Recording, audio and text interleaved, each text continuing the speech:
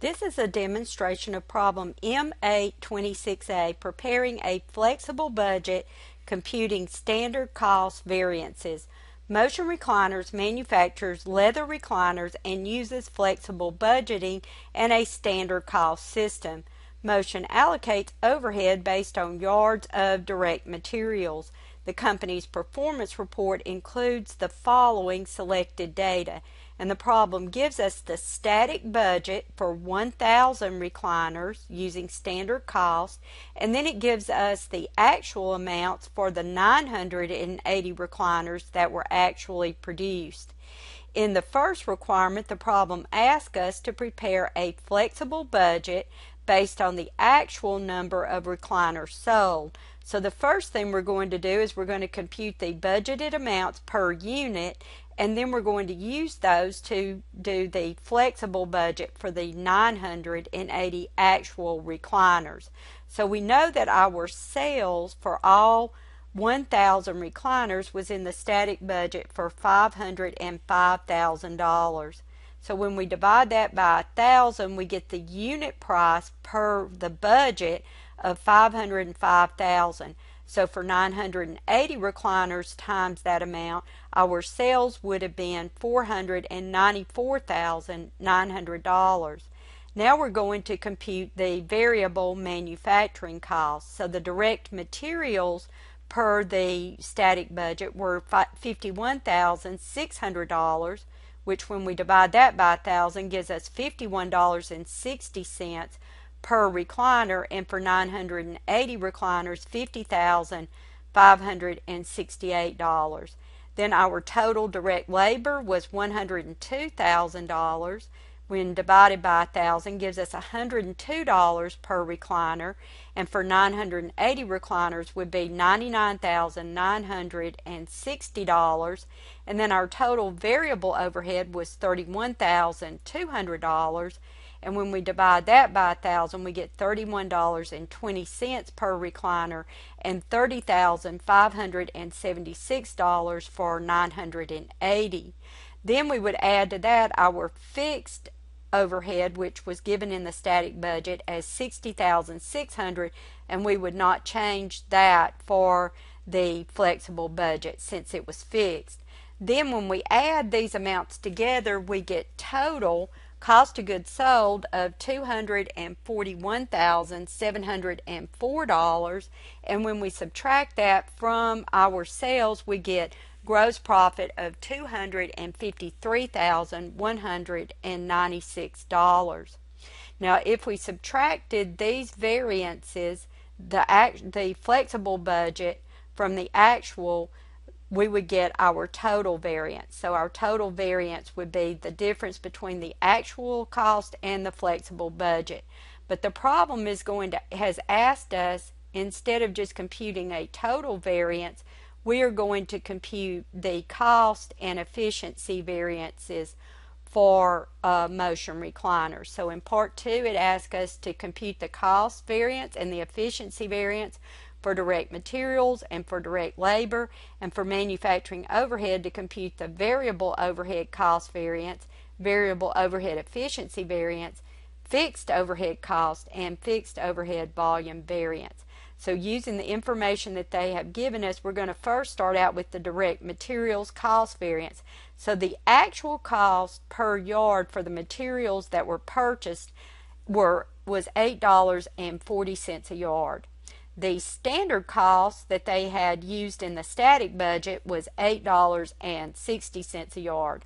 Now we take the difference between those and we multiply that by the actual quantity of 6,143 yards that were purchased, and that gives us a favorable materials cost variance of $1,229. So that came from the difference between the actual cost and the standard cost times the 6,143 yards that we purchased, and it was favorable because we got the material for 20 cents a yard cheaper than what the budget had said that we would get it. So the managers did a good job of controlling the cost of direct materials. Now we're going to compute the direct materials efficiency variance. So we're going to use that same actual quantity of materials that were purchased, 6,143 yards.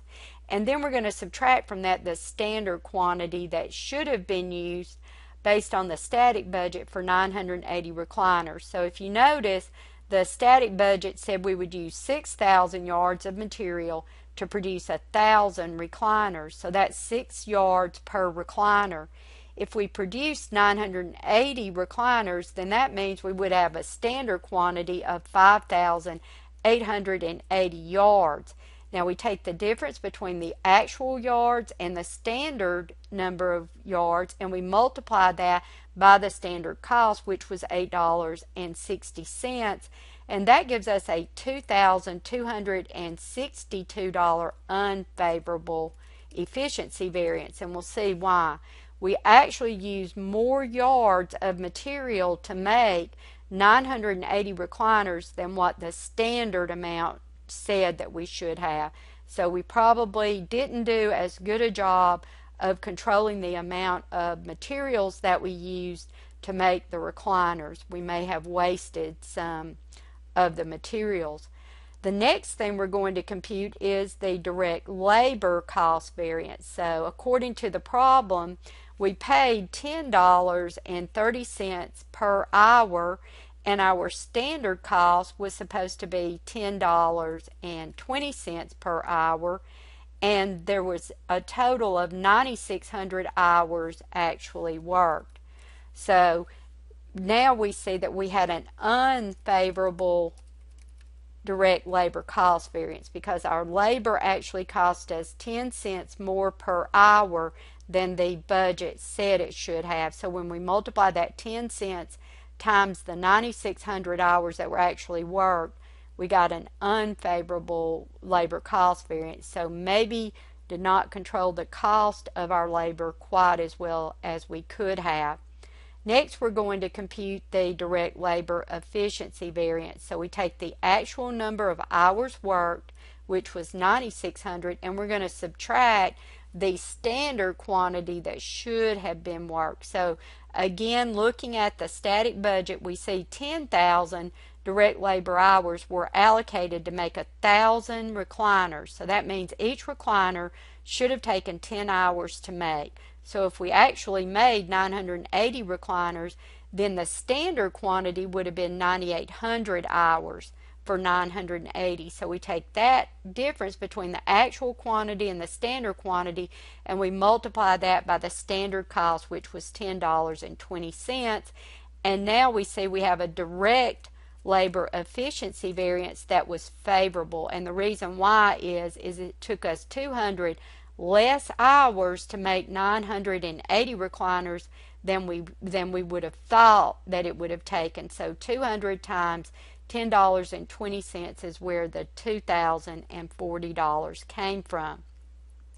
Now we're going to look at the variable cost variance. So the actual cost of the variable overhead was $6.60 a yard. The standard cost was $5.20 a yard. And then we take that and we multiply it by the actual quantity, which was 6,143 yards.